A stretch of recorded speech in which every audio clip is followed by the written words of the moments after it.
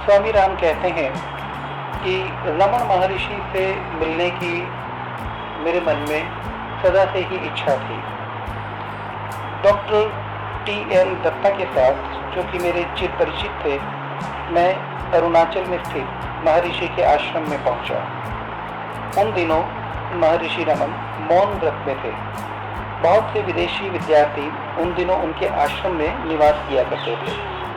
उनके एक बहुत ही विद्वान शिष्य, जिन्हें लोग शास्त्री कहा करते थे, प्रवचन देते थे और महर्षि चुपचाप शांत भाव से बैठा करते थे।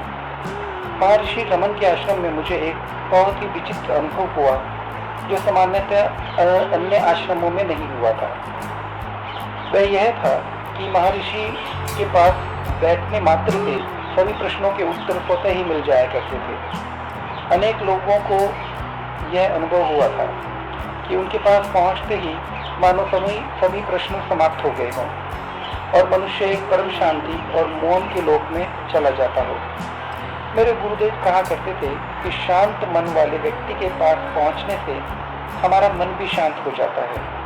रमन महर्षि के साथ यह बात बिल्कुल सत्य प्रतीत होती थी। रमन महर्षि का कहना था कि आत्मज्ञान की स्थिति तक पहुंचना कोई कठिन बात नहीं है। आप लगातार इस बात का चिंतन करें, मैं कौन हूँ, मैं कौन हूँ। ऐसा निरंतर चिंतन करने से धीरे धीरे आपके भीतर के पट खुलने लगेंगे और मन, जो आत्मा के बहुत पास है, वो स्वतः ही आत्मा की खोज कर लेगा।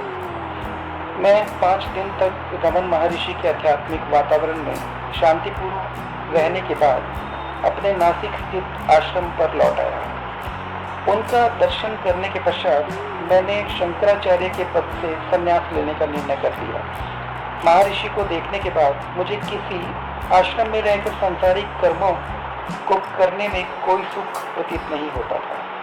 वहाँ का जीवन मुझे निरस और भार स्वरूप दिखाई देने लगा। यद्यपि यह भावना मेरे अंदर से पहले से ही थी, किंतु महर्षि के दर्शन के बाद वैराग्य की अग्नि मानो बहुत प्रज्वलित हो चुकी थी। मेरा मन कहता, जिसे तुम आश्रम समझते हो, जिसे तुम आध्यात्मिक पद प्रतिष्ठा समझते हो, वह भी तो संसार ठीक है। मुझे नासिक में अपने शंकराचार्य पद पर रहते हुए उस आश्रम में रहना कदाचित कठिन प्रतीत होने लगा था।